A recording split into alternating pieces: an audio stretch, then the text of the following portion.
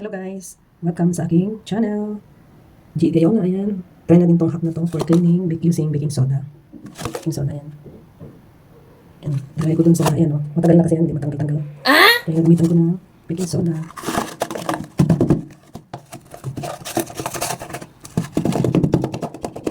Ilagay ko siya straight. Diretso doon sa stain. Ano siya, parang tubig yata yun or ano. Parang nag-stain. Ayan na siya, diba? Gamitan ko ito. Nabuo yung baking soda. Pang cleaning po talaga to. Even sa mga pots, mga matagal ng dumi, yung ilalim ng mga pots, pwede siya.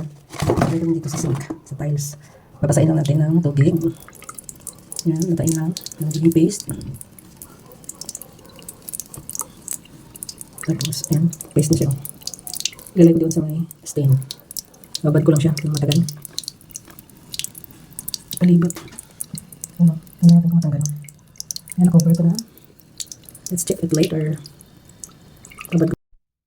Ito na guys. Minalikan ko na siya after 30 minutes. Kukuskusin ko na siya.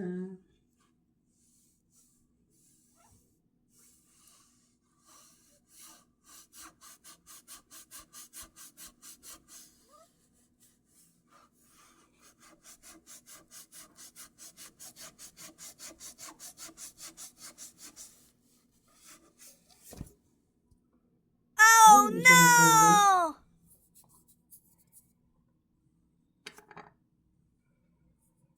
Hindi natanggal guys. Ayan.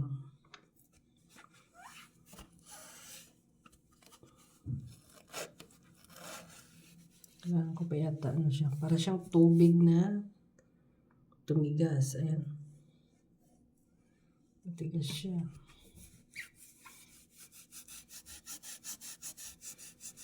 Kailangan ko yata kuskusin. Ayan. Bye. Thank you for watching. Hindi siya naalis. Bye. Ayan guys. Malinis na. Ginamitan ko ng bread knife. Tanggalin yung tubig na naligas. Kasi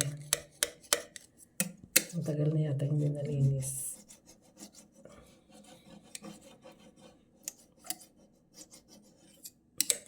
Nung lumipat kami ganyan na.